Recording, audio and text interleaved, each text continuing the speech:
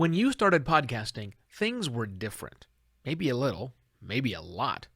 At some point, those differences are going to start adding up, and you won't podcast the same way again, ever. And that's okay.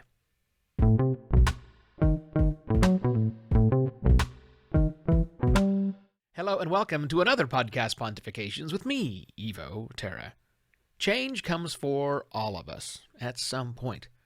Podcasters, like you and me, are not immune.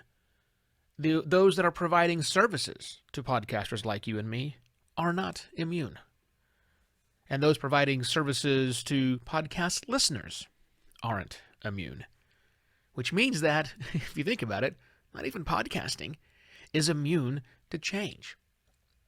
Now, these changes I speak of don't have to be predicated by massive upheavals in the podcasting landscape. Yes, huge inflection points have caused unpredictable ripples, tend to throw a lot of plans, either business plans or otherwise, in peril, and they have, and they will. But it doesn't take a single massive event to disrupt your own stable podcasting world. Because that stable podcasting world you're thinking of is an illusion. At best, stability is a temporary condition, and one you may not notice has actually expired, which means you're working with a set of assumptions that are no longer perfectly tailored to the reality of podcasting today. Now, let me assuage your fears. Podcast Pontifications is not in jeopardy. I have several more months of content before Season 4 comes to a close. Now, next season will have something different about it.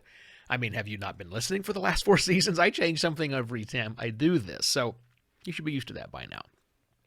But change is inevitable, and it seems to be coming at us a whole lot faster.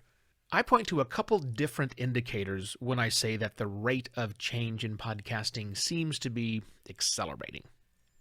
One of those is the large number of podcasts that haven't released a new episode in the last 90 days or longer. Now, I haven't done a detailed analysis, but chatter amongst the people who care about that statistic, I, by the way, do not count myself among their ranks. I don't care about that statistic. They say that inactive shows, as they call them, are on the rise. Now, I think there are a lot of whys wrapped up in the decision for a podcaster to stop podcasting, but I'm not going to unpack those, not on today's show at least. For now, I just see that simply as an indication that many creators have something in their lives change from when they started podcasting to when they stopped podcasting. And that time period could be a matter of days or months or years, but that doesn't matter. Something changed, causing them to no longer wish to podcast. Another indicator is the shuttering of podcast listener-focused services. I'm thinking specifically of Bellow Collective, which made an announcement not long ago, specifically calling out the changes in podcasting that led their decision to stop, at least pause, their operations. And the changes that they speak of happened over a relatively short time span, from 2016 when they started until the end of 2021, made the announcement on the beginning of 2022. Podcast listening hasn't stopped, obviously, but it has changed.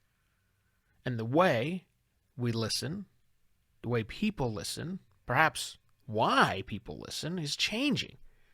Why then, anyone who speaks to those listeners has to change as well. Just makes sense.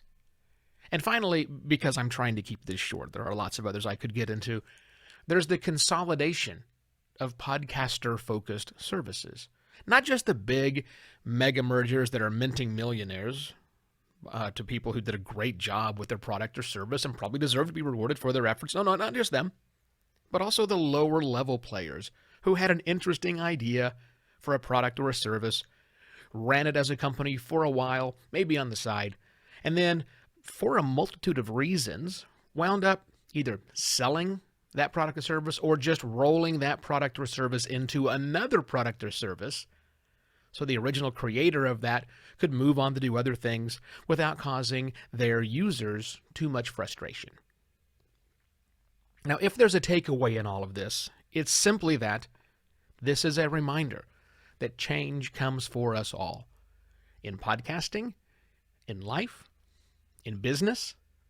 And for those of us who've wrapped all three of those things together, it sure is making for an interesting ride. With that, I shall be back on Monday with yet another podcast, Pontifications. Cheers!